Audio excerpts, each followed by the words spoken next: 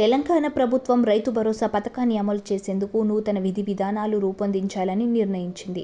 ఇందుకు గాను deputy CM బట్టి విక్రమార్క చైర్మన్గా, మంత్రులు తుమ్మల నాగేశ్వరరావు, దుద్దిళ్ల శ్రీధర్ బాబు, పొంగులేటి శ్రీనివాసరెడ్డిలను సభ్యులుగా కమిటీని ఖరారు చేసింది.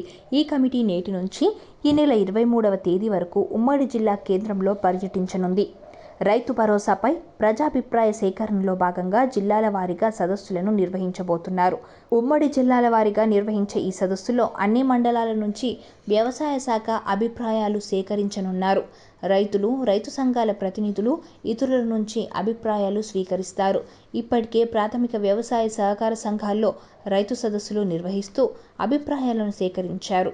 ప్రజల నుంచి వసూలు చేసిన పన్నుల నుంచే ప్రభుత్వం రైతు భరోసాకు నిధులు చెల్లిస్తోంది. అందుకే ప్రజాప్రభుత్వం ప్రజల అభిప్రాయాలు తెలుసుకోవాలని నిర్ణయించింది. హైదరాబాద్ జిల్లా మినహా మిగిలిన 9 ఉమ్మడి జిల్లాల్లో సదస్సుల నిర్వహణకు ప్రభుత్వం షెడ్యూల్ ప్రకటించింది.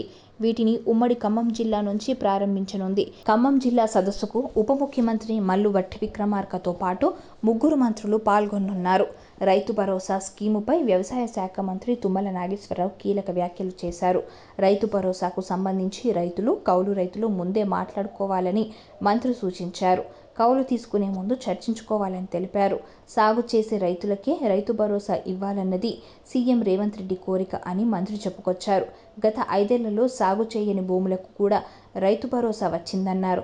ఇక ఆర్థిక పరిస్థితి ఏమాత్రం బాగాలేకపోయినా ఆగస్టు 15 లోపు 30,000 కోట్ల రూపాయల రుణమాఫీ చేయబోతున్నట్లు మంత్రి స్పష్టం చేశారు.